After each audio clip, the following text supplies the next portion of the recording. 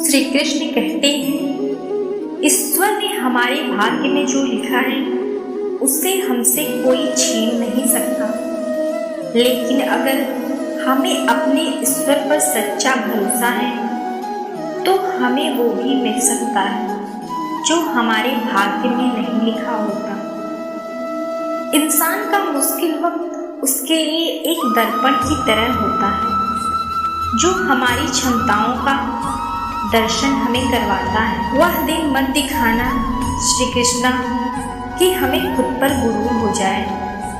रखना अपने दिल में इस तरह कि जीवन सफल हो जाए। इस पूरे ब्रह्मांड में ऐसी कोई ताकत नहीं जो इंसान की इच्छाओं की पूर्ति कर सके, क्योंकि इंसान की इच्छाएं एक समुद्र के समान होती हैं जिसे कभी भी भरा नहीं जा सकता। जो दूसरों की तकलीफों को समझते हैं, जिनमें दया है, दिल से अच्छे हैं, उन्हें दोबारा जन्म लेना नहीं पड़ता। अगर कोई मनुष्य हमारे साथ बुरा कर रहा है तो उसे करने दो, यह उसका कर्म है और समय उसके कर्म का फल उसे जरूर देगा।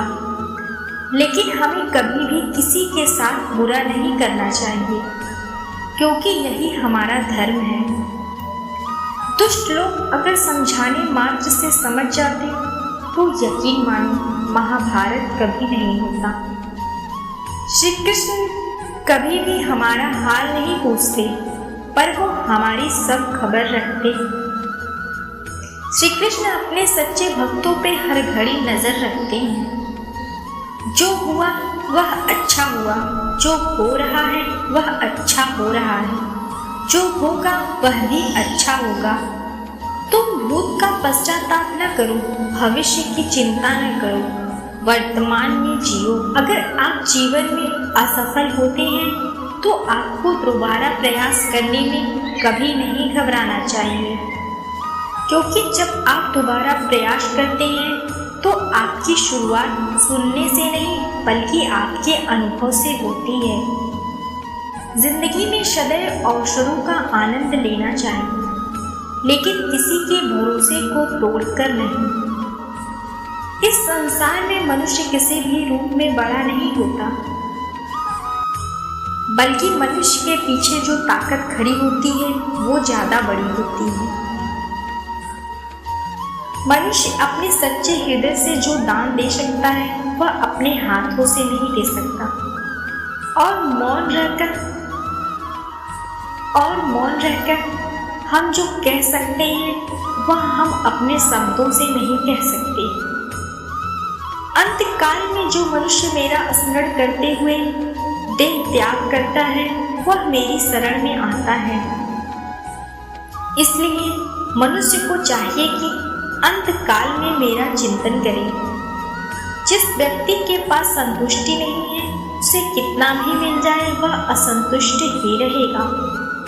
श्री कृष्ण कहते हैं, जिस व्यक्ति को आपकी कद्र नहीं उसके साथ खड़े होने से अच्छा है आप अकेले रहो। यदि आप किसी के साथ मित्रता नहीं कर सकते तो उसके साथ शत्रुता भी नहीं करनी चाहिए। जब आपके जीवन के चारों ओर हताशा और निराशा हो, जब दुखों ने आपको हर जगह से घेर रखा हो, तब आप सच्चे मन से श्री कृष्ण जी के नाम का दीपक जलाना, अपना सब हाल श्री कृष्ण को सुना देना। श्री कृष्ण स्वयं आपके सब दुख हरने आएंगे। तुम उसके लिए शोक करते हो जो शोक करने के योग्य नहीं। बुद्धिमान व्यक्ति ना जीवित और ना ही मृत्यु व्यक्ति के लिए शोक करते हैं। मनुष्य का जीवन केवल उसके कर्मों पर चलता है। जैसा कर्म होता है वैसा उसका जीवन होता है। क्रोध की अवस्था में भ्रम जन्म लेता है। भ्रम बुद्धि को नष्ट कर देती है। बुद्धि के नष्ट होते ही व्यक्ति का पतन हो जाता है। श्री कृष्ण कहते हैं, प्यार और तकदीर कभी साथ नहीं चलते, क्योंकि जो तकदीर में होते हैं उनसे कभी प्यार नहीं होता, और जिससे हमें प्यार हो जाता है वह तकदीर में नहीं होता। खाली हाथ आए और खाली हाथ वापस चले जाओगे। आज तुम्हारा है, कल किसी और का था, परसों किसी और का होगा। जिसे अपना समझकर मगन हो रहे हो, बस यही प्रसन्नता तुम्हारे दुखों का कारण है। हर कीमती चीज को उठाने के लिए ही झुकना पड़ता है। माँ और पिता का आशीर्वाद भी इनमें से एक है। वह जो सभी इच्छाएं त्याग देता है, मैं और मेरा की लालसा तथा भावना से मुक्त हो जाता है, उसे शांति प्राप्त होती है। अगर व्यक्ति शिक्षा से पहले संस्कार और व्यापार से पहले व्यवहार और भगवान से पहले माता पिता को पहचान ले तो जिंदगी में कभी कोई कठिनाई नहीं आएगी। फल की अभिलाषा छोड़कर कर्म करने वाला पुरुष ही अपने जीवन को सफल बनाता है। स्वार्थ से रिश्ते बनाने की कितनी भी कोशिश करो, वो कभी नहीं बनते, और प्रेम से बने रिश्तों को कितना भी तोड़ने की कोशिश करो, वो कभी नहीं टूटते।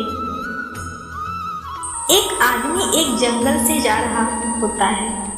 उसके पास एक गधा होता है। थोड़ी दूर चलने के बाद वह गधा एक गड्ढे में गिर जाता है। वह गधा काफी कोशिश करता है उस गड्ढे से बाहर निकलने के लिए, लेकिन काफी मेहनत के बाद वह गधा उसे गड्ढे से बाहर नहीं निकल पा रहा था। उस आदमी ने भी काफी अलग अलग उपाय सोचे गधे को गड्ढे से बाहर निकालने के लिए, लेकिन वह आदमी हार मानकर यह सोच लेता है कि उसका गधा उस गड्ढे से बाहर नहीं निकल सकता।